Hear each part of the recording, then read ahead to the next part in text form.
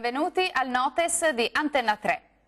Diamo subito uno sguardo insieme dunque agli appuntamenti in calendario per i prossimi giorni.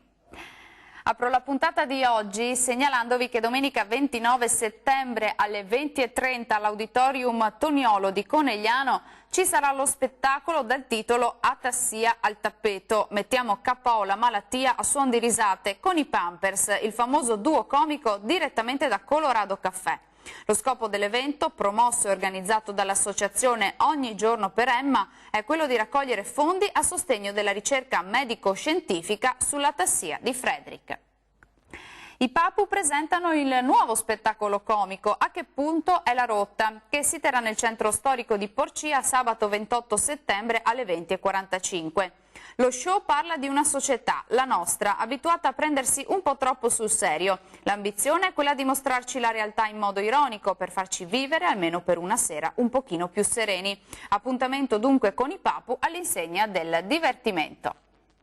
I percorsi della memoria sono una manifestazione podistica non competitiva nata per promuovere la memoria del disastro del 9 ottobre 1963.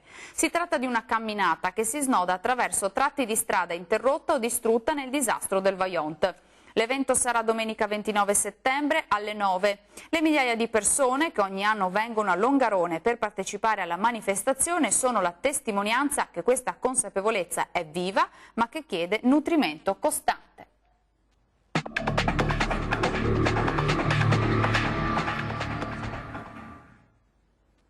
Nel 1822 furono decifrati i geroglifici. Per 2000 anni la lingua dell'antico Egitto era rimasta uno dei più grandi misteri non svelati, in cui era rimasta nascosta la storia di una civiltà millenaria. Fu un archeologo francese a scoprire la chiave esatta per decodificare i geroglifici che gli antichi storici greci e latini inutilmente avevano cercato di interpretare.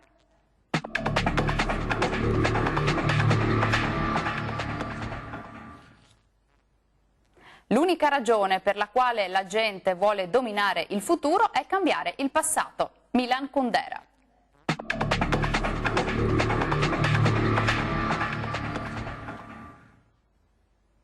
Romano d'Ezzelina è un territorio che si estende sulle pendici del Monte Grappa in provincia di Vicenza. Il nome deriva dal latino e può indicare un territorio abitato da genti romane e circondato da altri abitati da genti invece di stirpe diversa. Lo stemma è un ferro di cavallo tenuto tra il becco di un cigno coronato. Nell'araldica medievale il ferro di cavallo nel becco significa giustizia o sudditanza, obbedienza. Bene, dal Notes di Antenna 3 è tutto, arrivederci.